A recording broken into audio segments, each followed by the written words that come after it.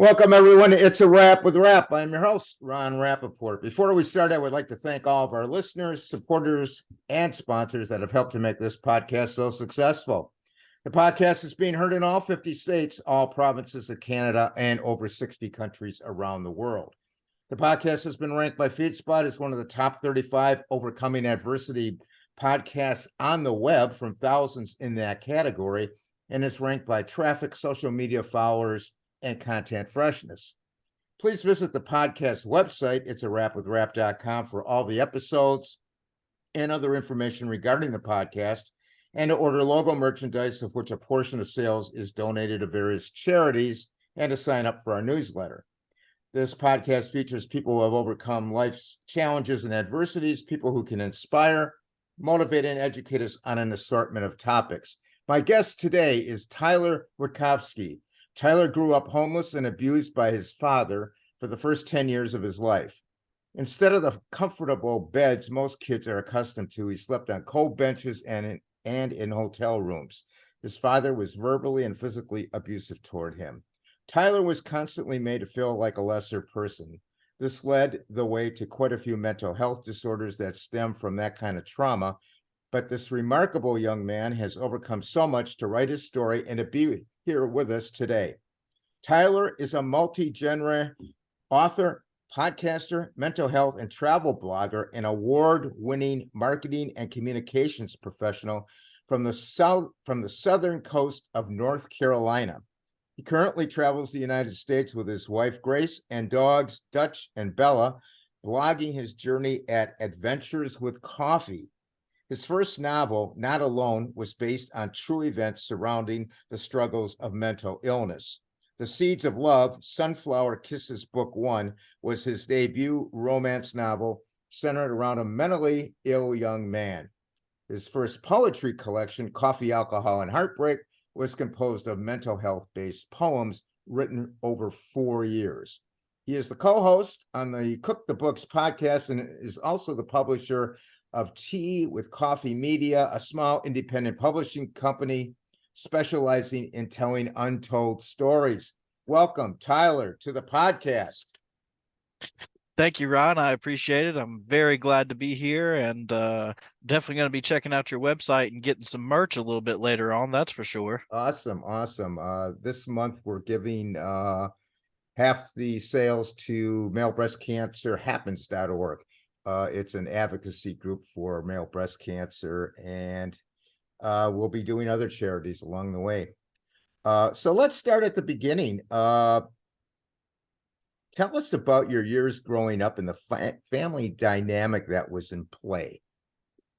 Yeah, growing up, I was the child of divorced parents by the age of 5, or the age of 4.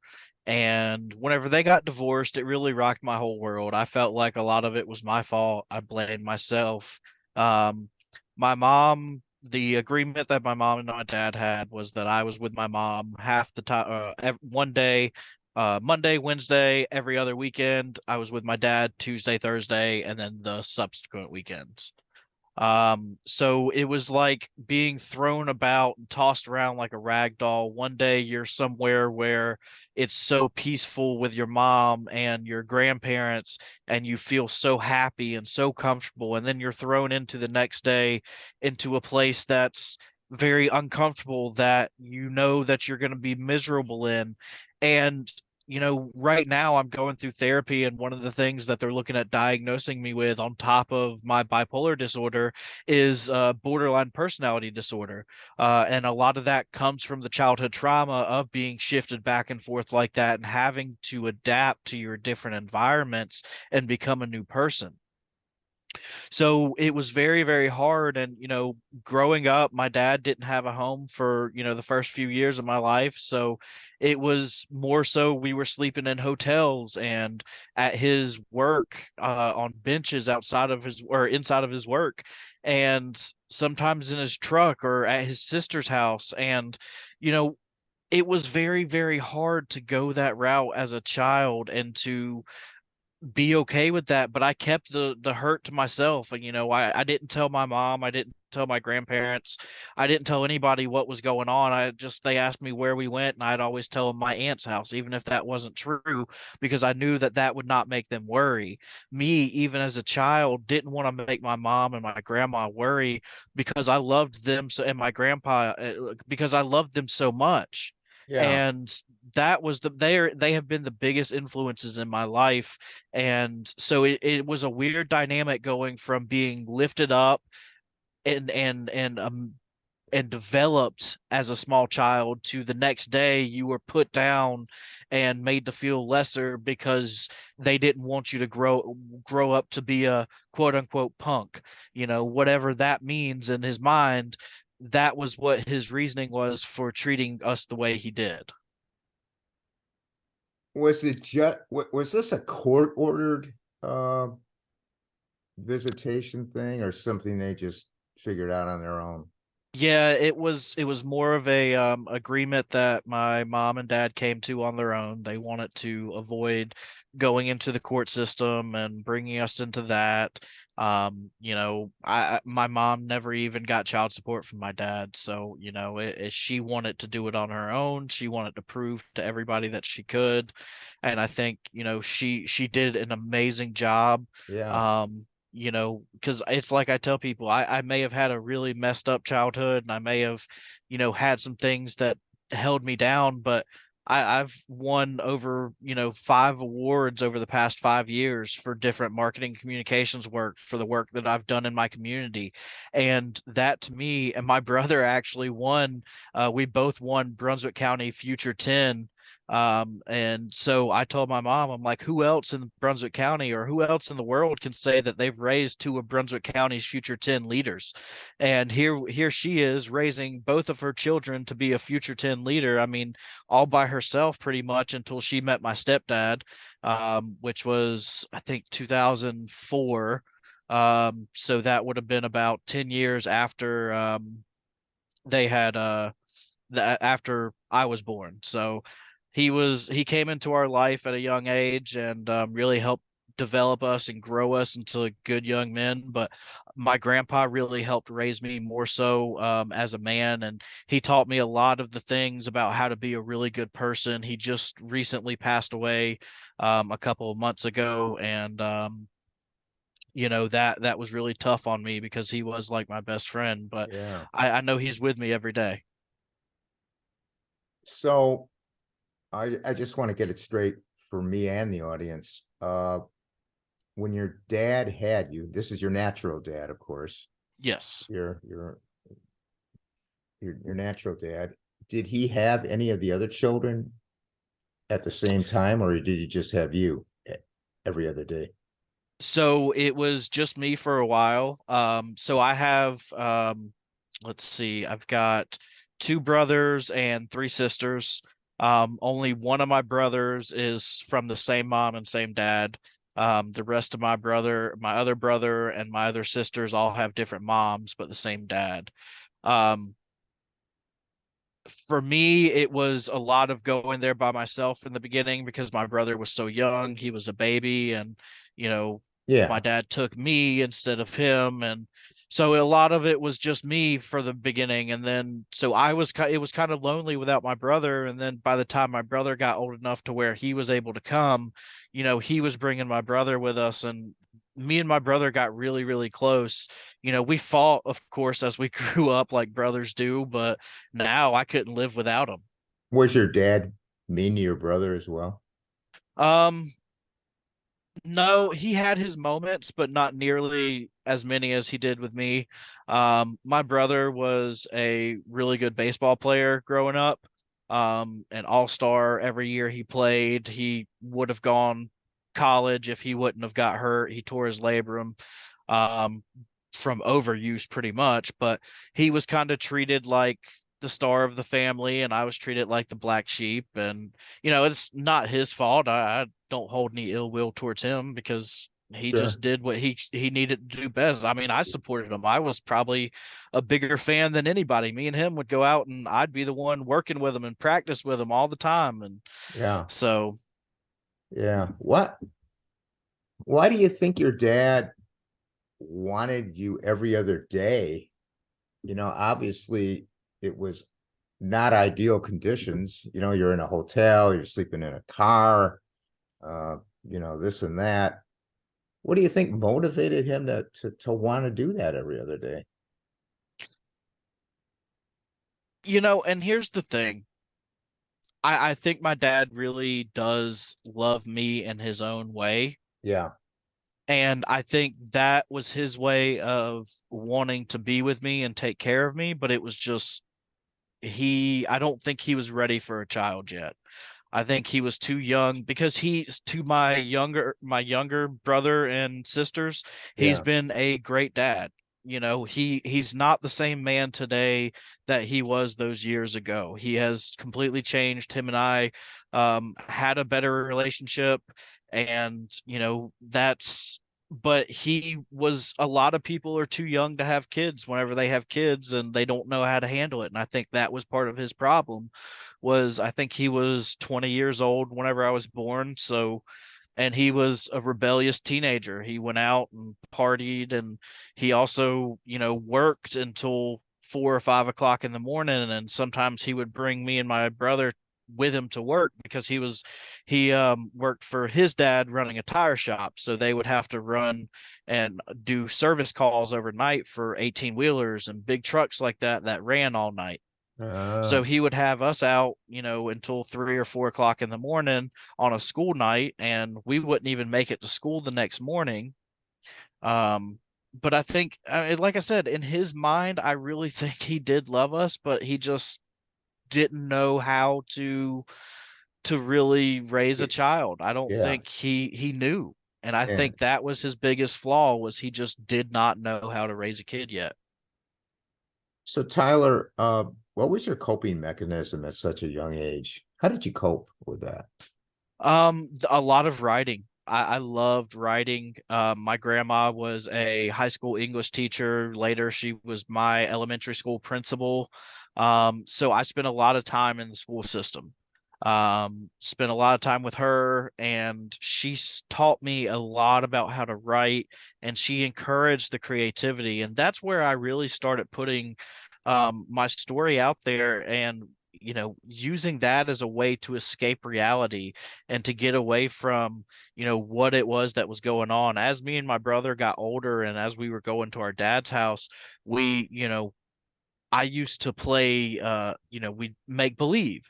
We Yeah, used to go outside with sticks and sword fight with and pretend they were lightsabers or magic wands or something like that. And I used to go back in after we got done playing, and I'd go back into my room to avoid contact with everybody else in the house and start writing my story. And, based off of what me and my brother were doing. And that was a way that as I got older, I was able to escape into my own little space so that I wasn't front and for center for anything, so that they didn't have the chance to put me down, or they didn't have the chance to make me feel lesser because I was working on my own project and building my own world where I was escaping to. yeah. And build up your confidence as well, I would imagine. Yes. What mental health issues did those harsh conditions growing up lead to? So me personally, I have bipolar disorder. That one is probably more genetic. That probably comes from my dad's side of the family. Um, I also suffer from anxiety and depression. A lot of the anxiety and depression does come from the childhood trauma. As I mentioned at the beginning of the podcast, I was have been looking at looked at for borderline personality disorder and also diagnosed with post-traumatic stress disorder. So it can lead to a slew of different mental health issues. And for me personally, I keep getting hit and I keep getting knocked down, but I get back up because at the end of the day, these illnesses, they're just that. They're an illness. They're no different than somebody who has diabetes or has blood pressure problems who has to be on medicine. There's no shame in having to be on medicine for mental illness, just like there's no shame in having to be on medicine for any other illness. Right. And that's really what I try to get across with my work. Excellent, excellent advocacy. Now you basically raised your siblings and you missed out on a lot of the fun things childhood normally brings. Can you tell us about that time raising your siblings and how did it impact your education? I understand teachers, I don't know if it was one teacher or a few, told you because of your bipolar, you would not amount to much. How did you react to that? And what can you tell those out there hearing this kind of garbage spoken to them? What can you tell them about it? Yeah, so, raising my siblings, it was hard because I did miss out on a lot of stuff. I raised them for the first couple of years of their life from probably about the time I was 13 until I was 16. And at that point, I had had enough and left my dad's house completely. So I, lost kind of touch with my siblings for a little while, but now I love them to death. I'm going to visit my sister in college in a couple of months, and my one sister and I are really close, and my other sister and I, we every time we see each other, we joke, we play around. So we've got a really good relationship now, but it was strained for a little while because there was a lot of poison being fed into their heads by their mother about me, and they were having this skewed view. But now we're all in a better place now. Um, but Yeah. as far as, sorry, what was the second part of your Well, question?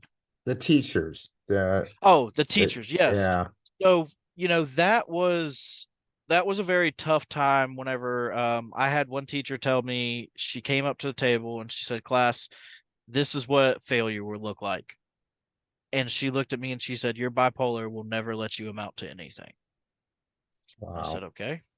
So I use that as my motivation to be stronger, to be better, because somebody said I couldn't do it.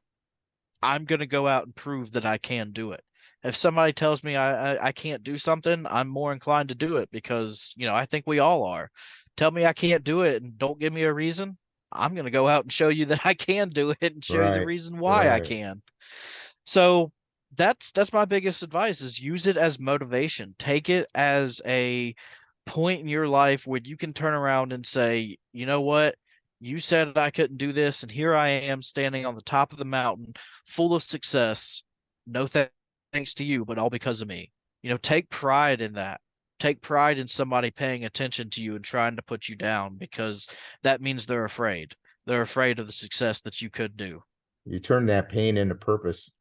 Yes. You sure did. So, being bipolar, can you address those out there on how to stay on course with their medication, as that seems to be a big issue? I don't know if it was an issue with you or not, but what can you tell the people out there about that? Yeah, I'll admit, I haven't always been the best for taking my medicine. Whenever I first got on medicine, it was very hard for me to stay on track, on top of it.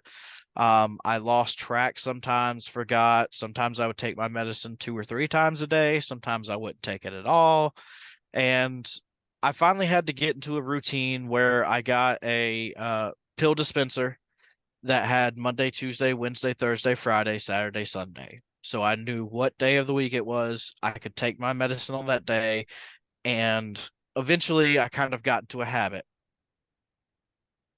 got a little too comfortable, and fell out of the habit, because you get to a point where you're feeling so good on medicine that you're like, "Oh, maybe I should stop taking medicine and see how Yeah, I feel." I'm not advocating for that at all. That's not the way to do it, but sometimes that's how your brain goes. And after that, I had to get back on track, so I added reminders to my phone. So I have an alarm that goes off at 12:15 p.m. every day. I've got another reminder that goes off at 3 p.m. every day, and another one that goes off at 7 o'clock every day. So that way I get 3 reminders to take my medicine. So that way, if I miss one of them undoubtedly reminds me. right. So, you've got to be creative with the ways that you come up with, reminding yourself, even if it is setting multiple alarms and getting or finding buddy to remind you, a medicine buddy, finding somebody else who takes medicine on the same schedule that you do so they can text you or message you or, call you, hey, I'm getting ready to take my medicine. Don't forget to take your medicine. I mean, that's a great thing to have because it's also a support system where you feel like you're not alone in taking medicine, that you're not alone in this journey of mental illness because somebody else is there and you can do the same for them. It's just a working relationship. Whenever you get ready to take yours, you call them. Whenever they get ready to take theirs, they call you. Yeah, that's an excellent idea. I know on the iPhones you can set up medication reminders. Mhm. So, when did you eventually leave the family to go out on your own, and how did your past impact who you are now? What were the positives and the negatives? Well, I left my mom's house whenever I was 18. I think I harbored a lot of ill will towards my entire family for what happened to me as I was growing up. Yeah, Um, and that wasn't fair to my mom or my brother or my grandparents. But it happened and I moved out and I wanted to go out and I was always a good kid growing up. I never drank or smoked or did drugs or anything like that in high school. And then once I got out of high school and went into college and moved out on my own, I started drinking and started, smoking weed and doing pills and things like that. And, really turned my life upside down. I went from being this good, straight path kid who was on a good path to college to a burnout who was doing nothing but drinking and smoking and taking pills. And it haunted me because I didn't have that support system anymore.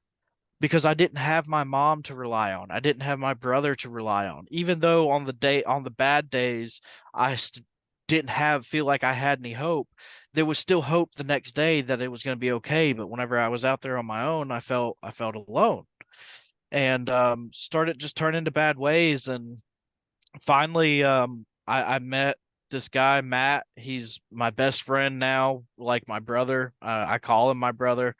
And I called him one night and I said, Matt, I'm going to kill myself tonight. Tonight's the night. And he said, whoa, whoa, what? And I hung up. And he called me back 3 or 4 times. And I sat there and I had a knife in my hand and I just stared at it. I had a bottle of pills. And then I got a phone call from a number that I didn't know. And something told me to answer the phone. It was his dad, Mr. Tommy. He was like my dad too for, the first couple years that I knew him. And he he said, "Don't you do it. I need you here."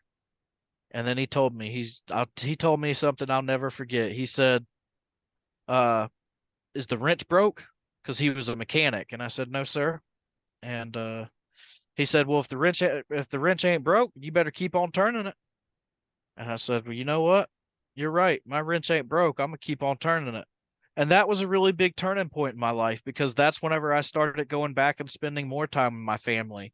And I started going to my mom's house once or twice a week at least, and going to see her and my grandparents. And, so my past really did sneak up to haunt me because I had felt so confined and like I couldn't do anything. And like I was so in such a dark place that I had turned to something that I didn't need to turn to. And, yeah, I'm not saying that there's anything wrong with having a few drinks or, if you're in a state where it's legal, having a few puffs or whatever it may be. But at the end of the day, you can't overdo it because that's whenever you run into problems and issues. And I ran into a lot of problems with myself and, a lot of overdoing alcohol and drugs, you become a, uh, darker person. Your mindset gets darker and you feel more alone. Your emotions are intensified by the drugs and the alcohol. So if you feel alone already and you're turning to alcohol to feel alone because you feel alone, you're going to feel even more alone. And that's what I was doing to myself. Yeah. Well, thank God you picked up the phone. Yeah, Yeah. absolutely. I think that was divine intervention. Yeah. I I tell really do. people all the time, I don't know what anybody believes in or what I believe in sometimes, but I do know that there's something up there and it looks out for us. Yeah. Yeah, definitely. How did your siblings fare? Uh, were there differences between them, how they fared? As I mean, you said they fared a little better than you, but they pretty much Yeah, come out okay. yeah, they've all lived really good lives. They've experienced a few things here and there, but nothing major. My sister, who's going into college this year, she's going on a softball scholarship. She was like the number 4 softball player in North Carolina last year for her junior year. So she's an amazing softball player. She works out religiously. She's a great person. I think she has her and I have gotten really close, especially as she goes into college. I've been trying to help her out with some things and giving her some tips because I've got 3 degrees myself. So Yeah. I and I'm able to give her some study tips and things of that sort. So being able to see her grow up and be so successful is a good feeling. My next sister, she's still in high school, but she has a really good business sense. She is really smart. She helps my dad with his company and my grandpa with his company, and so she's looking forward to the future. And then my youngest brother, he is a he's a pretty good baseball player. He's young. He's just going into high school, so he's doing pretty good. And then my other brother, who is closer to my age, he he's living a great life, and he still he knows some of the things that have happened to me, and he has a good relationship with my dad, and I think most of my siblings do have a good relationship with my dad. And that's not anything that I fault them for because it wasn't them that he hurt, and he did raise them and did treat them well. So, I can't blame them for having a relationship with him, but just right now that's not in the cards for me and him. Maybe one day it will be again, but Yeah. Uh, so I was gonna say, what is your attitude now toward your parents? You said your mother, no problem. You said your dad, it's getting a little better.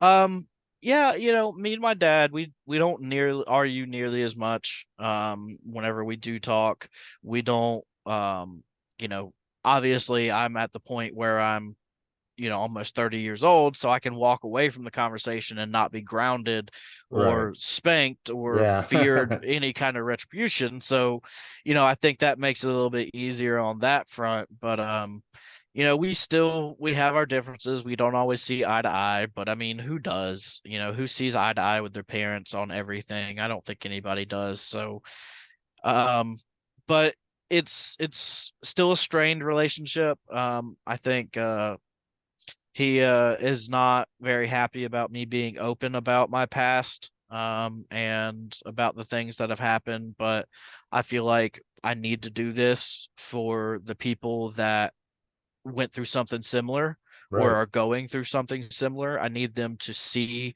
that there is hope at the end, that number one, you can be successful, but number two, your parents can change and they can become better people. So you can still have them in your life, because I'm not out here to say that my dad's still a terrible person, because he's not. He's a better person.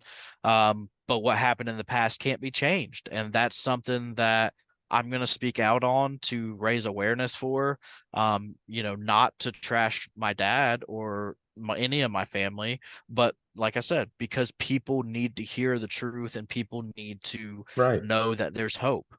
Right. And that's what this podcast is all about, putting people like that have gone through, circumstances not exactly yours, but your circumstance today. We're grateful that you're on the program to help people out there that are listening to this. Tyler, how do we get people to start listening to quote, "You are not your past," and move forward in a positive fashion? So yeah, that is a very, very hard thing to do, but one of my biggest things for me that has helped me overcome that has been therapy, to be honest. I'm a big advocate for therapy. I started therapy just a couple months ago after my grandpa passed away. I started off doing grief counseling and have moved into more things related to childhood trauma and things of that sort. But therapy has been such a huge thing for me because it really does help you to learn these coping skills that you may not know, because not everybody has all the answers, but a lot of people have different pieces of the answer, and you can take those pieces to build your own answer. And I think that's one thing that people have to realize, that there is no one fits all solution, that you've got to listen to what other people are saying, because what I say may work for one person but may not work for another person. And the same thing with a therapist. You've got to find a right therapist, because a therapist really does make a difference. Some therapists specialize in certain things. So being sure that you're finding somebody or something that is able to get you through those moments and that you can connect with, that's whenever you use that past for your motivation. You can start learning those coping techniques.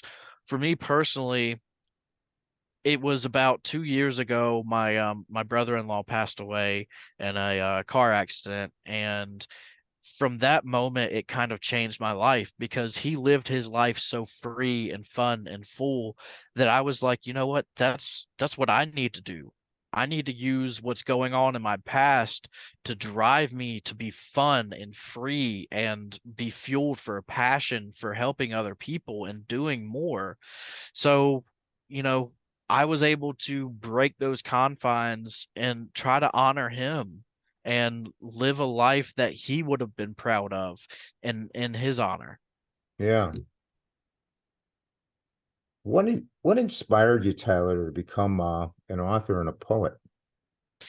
Again, my grandma, she has been my biggest inspiration in life. I tell you, she always encouraged my writing. And I was actually, whenever I published my first book, I was living with my grandma. My wife and I moved in with her for about 4 months while we were waiting for our house to be built, back in 2018.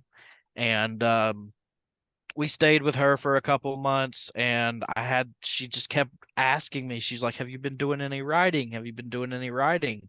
And at that time, I hadn't wrote anything in probably 4 or 5 years since college, just because college kind of burned me out of writing, having to write all the research papers and things like that. Yeah. So I finally decided one day, I was on the way home and I had this flash in front of my eyes, and it was the title for Not Alone. And I was like, I'm gonna write this story. So I started developing the story in my head, and eventually put pen to paper. And at first I was like, I'm just going to write it and let my grandma and my wife read it, and maybe my mom and my brother and my stepdad, because they were all parts, and they were all inspirations for the book. So they started telling me, you need to publish this. And I was like, no, I don't think I want to do that. But my grandma finally told me, she's like, this is a powerful story. You wrote this so well for your first book. So, with her words, I went out and figured out how to publish it, and self-published my first book, Not Alone. And from there, I fell back in love with writing, and it's been nonstop since 2018. Yeah, great. Now, you are a mental health advocate and incorporate that into your writings. Tell us a little bit about that first book, Not Alone. Yeah, so Not Alone is actually based on true events from my life. It started off as a novella. I rewrote it recently and am re-releasing the second edition of Not Alone as a full novel in October of 2023. So that will be coming out, and it's going to have quite a few changes, but it's based on a lot of true stories from my life, true events that happened, things that caused me to question my life and to change the way I was living because of my mental illness, and to help, and moments in my life that I realized that people did love me and they did care about me. So I use a lot of those real life inspirations to tell the story of this young man, Henry Havishki, who is just diagnosed bipolar, borderline personality disorder, and anxiety. And he's navigating life through the first 5 years of that diagnosis, meeting new people, having people come in and out of his life, making him feel like he's alone, not alone. But ultimately, at the end of every chapter, he finds these people who were there for him and who have always been there for him. He just, you know, didn't always see. By the end of the book, it gets to a point where he confronts his demons, and he faces those fears and is able to back them down with the love and the support of his family and his dog, Dutch. Okay. Sounds like a great book. You are also a poet, and you wrote Coffee, Alcohol, and Heartbreak. Tell us about that. And I'm gonna put you on the spot a little bit. Could you please grace us with a sample reading? Okay. Yes. So Coffee, Alcohol, and Heartbreak was actually a poetry collection that I wrote between 2012 and 2016, whenever after I had graduated high school through the time that I had graduated college. And they were some of my hardest times with mental health.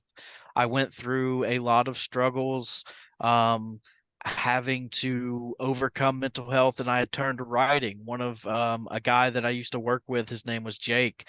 He really was big into poetry and inspired me to get into poetry. I used to love writing poetry when I was younger, but kind of fell out of it because, growing up and as a man, and you've got toxic masculinity where they're making you feel like poetry is not a very manly thing and you shouldn't be writing poetry as a man, and you're made to feel like that's not something that you should write. But then I met Jake, and he really inspired me to write it again.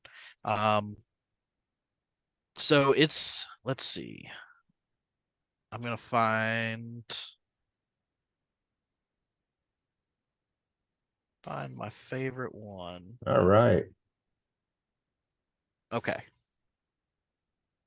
I inhale one last puff of smoke, knowing I'm slowly killing myself. Nothing but remorse for the words I've spoke. The only way out is my diminishing health.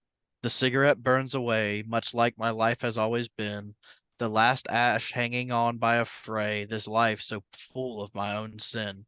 I just wait for the light to go out, the last ember to lose its glow. There's nothing left to fight about, life's river has begun to slow. The last ash drops slowly, drifting towards the ground in slow motion, reminding me of my life and the point where I get lonely, the lifelessness caused by this emotion. As it hits the ground, it smolders into oblivion, draining away all the energy it had left, bidding the world a sad end, while its lungs become compressed. I draw in a final breath, but I smile at the finality of it, for I have nothing left, and death is my perfect fit. Wow. This is some heavy poem. Yeah, there was a lot of depression, a lot of suicidal thoughts went into a lot of that poetry, but there's also a lot of not a lot, but there are a few happy poems in there. That's where the coffee comes into play. You've got the alcohol and the heartbreak, which are the downers, and you've got the coffee, which is the upper. Yeah. So I made sure to include a few of those. A lot of those actually came about in 2015, 2016 when I met my wife. So that was a big part of the reason for the change and theme was my wife. Now, Tyler, tell us about your publishing company, Tea with Coffee Media, and how it differs from other publishing companies. So we are a small independent publishing company. We cover excuse me. No problem. We have several authors right now signed. I think we're at 20 right now. We've released 11 books with a book planned for every month going through 2024. What we do differently is we take care of our authors like they're our family. We have a community of partners, of podcasters, bloggers, YouTubers, social media influencers, and all other content creators that will interview or review our books and um, review our authors, bring them in on their podcast or let them do a guest blog. So we have lots of ways to raise up our authors with our community, but we also offer author trainings to our authors. So we do monthly trainings where we sit down and go over a different facet of book marketing, marketing yourself, how to brand yourself, things like that, and give them, ways that they can help develop it and build their sales even more on top of what we're doing. We also offer self-care Saturdays. So we do a self-care program where we all get together and we play a game or watch a movie or just chat and hang out. But it's just a moment where we can all have downtime and just let our brains relax. So we really do try to treat our authors like family. Same with our staff. And but as far as our authors, and one thing that we really do differently is our royalty schedule. We actually pay out a 65% royalty to our authors, which is about double the industry standard. Because for me, I got into this business to help authors, not to take advantage of authors. And eventually we're going to expand our programs and publishing platform and marketing services and editing services to things like podcasts and blogs and YouTube channels and other content creators. That is a 10 to 15-year goal for our company, is to get to a point where we're helping more than just writers. We're helping all kinds of creatives in various ways. But this isn't my way of making a living, or making a killing, I should say, and trying to get rich quick. I actually just started a new company, the Wittkofsky Company, which is a digital marketing and public relations firm for online startups and nonprofits.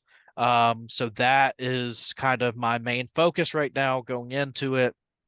And, you know, with Tea with Coffee Media, though, it really is all about the authors. We want to put the power in the authors' hands. All of our founders were authors or are authors. I just had another book, Enamored Echoes, Book One, Potent, which is a retelling of A Midsummer Night's Dream by Shakespeare. And that book just came out on July 11th. So I'm still writing books. I wrote that with our Vice President of Marketing, Kelsey Ann Lovelady. Our Vice President of Operations, Caitlin Kaylor, has had 3 books come out through us. Victoria Moxley, who is our editor in chief, she's got 2 books planned for 2024. So we're all writers and we all write along with our authors. So we get the struggles. We know the struggles that came with self-marketing and self-publishing, and we want to alleviate that and help people with the cost of publishing. We cover 100% of the cost of publishing, everything from marketing to we do free videos for our authors. We do all the editing, the cover design, the formatting, the promotion. Everything is covered by us. But we also offer those services to other authors who are looking for to do the self-publishing route, but want a good editor or want a good cover designed. We offer our services to them as a way to help the writing community as well. Well, any authors out there listening, you can get in touch with Tyler. Absolutely. And we'll have your contact information later. You celebrate your wins in life by traveling in your RV across America to cope with your mental health. Tell us about that. Yeah, so we made the decision beginning of 2023 to sell our house and move into an RV. We bought an RV in 2022 and love traveling. We've been traveling. My wife and I have been together for 8 years. We've visited 8 different states in that time. We've gone to a different state a year.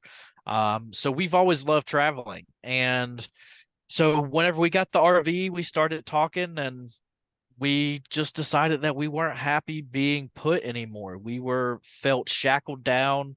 Um, the place where we're from was very closed-minded. We wanted to see the world.